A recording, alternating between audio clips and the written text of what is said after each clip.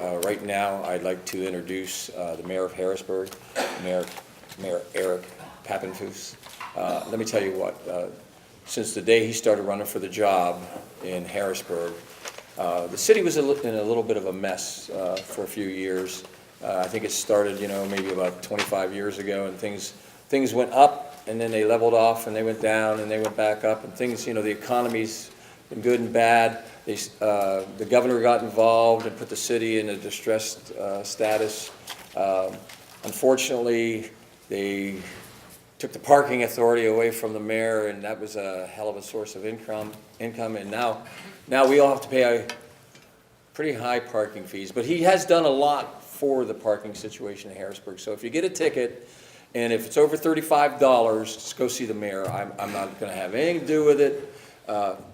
And he's going to say, pay the ticket or give it to Walt. So without any more, I just want to introduce a very good friend of ours, Mayor Eric Papenfuss.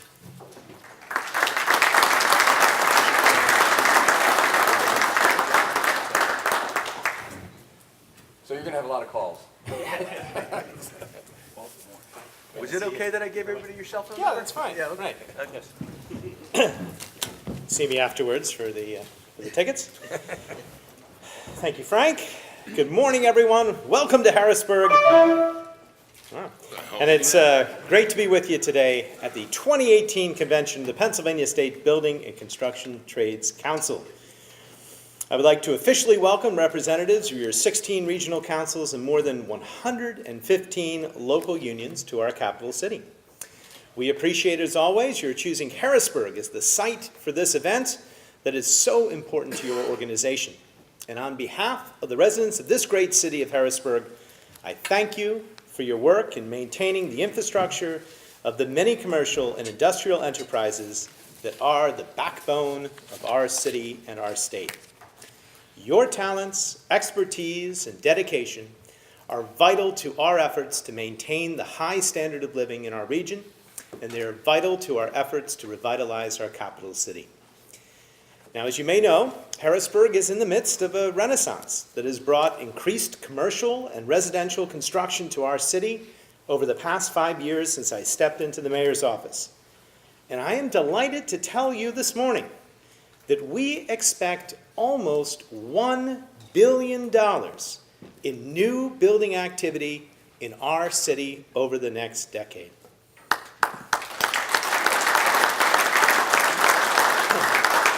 It really is an incredible list of projects that are planned. Now, when I took office in 2014, Harrisburg was reeling from years of economic and political malaise.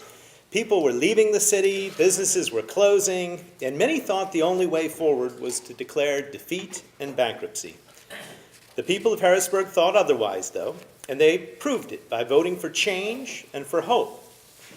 And we've fulfilled our promise to save our capital city with a sustained program to tackle blight, increase public safety, and provide better services to our residents. My first term in office, we began tearing down dilapidated and abandoned buildings. We embarked on ambitious programs that brought things like LED lighting throughout the city. We improved trash and recycling collections. We repaired our streets, and we reduced crime. And I'm happy to report that these efforts have paid off. We're seeing economic revitalization throughout Harrisburg, from the opening of new restaurants and shops and businesses right here in the downtown to a new energy throughout all of our neighborhoods. Today, residents are showing a renewed pride in keeping their homes and streets clean and a new sense of civic engagement. Not only are we seeing increased revenue from the earned income tax and from the local services tax with more people working in Harrisburg, but we're seeing more people moving into the city. Our population is finally growing, and this is a major historic development. In the next census, in 2020, we expect to show Harrisburg's population has increased for the first time in 70 years, for the first time since 1950. Now, the good news is you and your colleagues will directly benefit from Harrisburg's revitalization and growth. In fact, we will depend on the skills and talents of your members more than ever before as we prepare for increasing construction activity in coming years, including, among others, construction at long last of a new federal courthouse at 6th and Riley, Construction of a new state archives building, also on the 6th Street corridor. And projects like the newly announced Harrisburg University high-rise in downtown, which is slated to cost between $130 and $150 million. And that's not all. The city is moving forward on several projects to better connect our neighborhoods to the downtown and to make it easier for our residents to access jobs, educational opportunities, and entertainment. We're looking at constructing a new bridge over Division Street that will better connect the Hack campus in Wildwood to our city. And as a clear statement of our vision and our priorities, we were proud to submit to Harrisburg City Council a project labor stabilization agreement for this transformative project.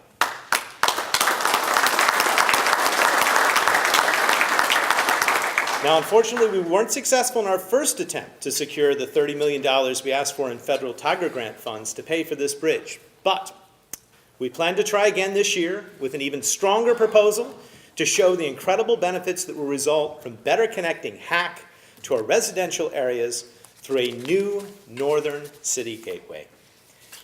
And as we recently learned, Governor Wolf has approved our application for $2 million under the RCAP program to help pay for another transformative project, this one called the Dechannelization of Paxton Creek. This project, which will eventually cost at least $30 million, will allow us to reclaim hundreds of acres that are currently in the floodplain in Harrisburg, allowing, really for their first time, their redevelopment into housing or commercial uses. This Paxton Creek Dechannelization project will allow us to expand the resurgence that is sweeping over the downtown, to penetrate more of our city and benefit more of our residents.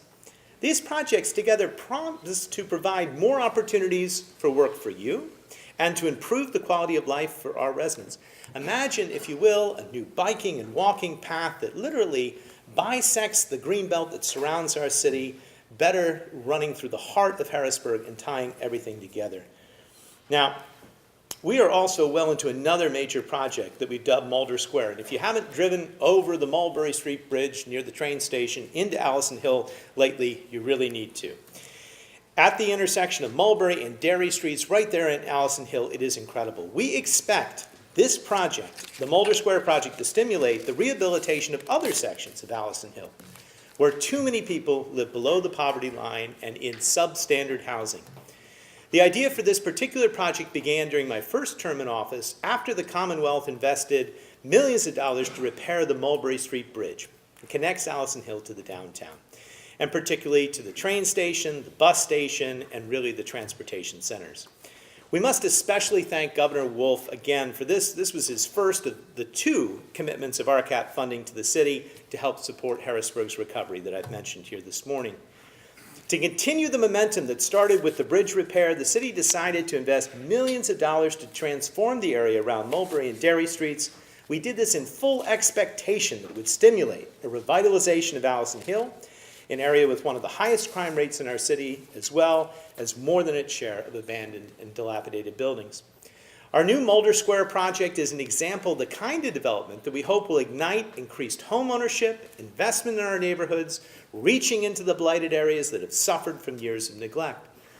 In Mulder Square, we have replaced dilapidated, dangerous buildings and empty lots already with 46 new affordable housing units where rents can be as low as $300 a month with parking.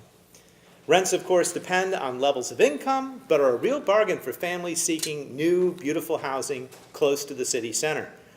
Before Mulder Square is completed, the city and its partners will spend more than $22 million to renovate apartment buildings, construct or rehabilitate dozens of single-family homes, create new attractive streetscapes, improve the area's infrastructure, and build a new Harrisburg police substation. This will be only the beginning of the transformation of Allison Hill, a process that will take years, but one that is well underway. Importantly, Mulder Square could not have happened without our own LRTA 10-year full tax abatement program, which helped to rehabilitate the first home that just sold recently this year. That new home buyer is now paying next to nothing in taxes. And we as a community have a qualifying condition of prevailing wage for all new construction projects. And if you want to take advantage of the LRTA, you have to pay the prevailing wage.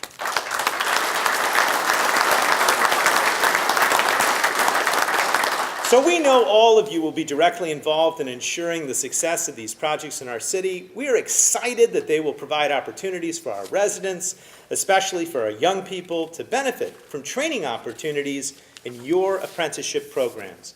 Ensuring our residents benefit from construction jobs and training resulting from our city's revitalization is essential to achieving our ultimate goal, which is improving the quality of life for all the people that live here and call Harrisburg their home.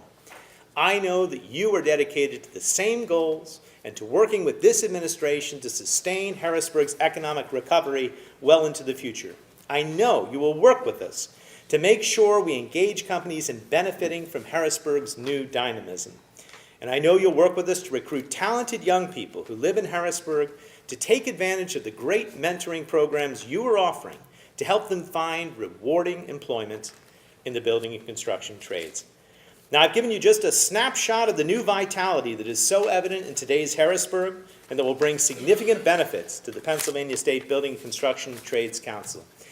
Again, I thank you for all that you have done to support my administration and to help Harrisburg thrive. I look forward to working with you to continue to grow and beautify our city so that it is a source of pride, not only for the residents of Harrisburg, but for each of you and for the entire Commonwealth of Pennsylvania. Welcome to Harrisburg, and I hope you have a wonderful convention. Thank you. Good to see you.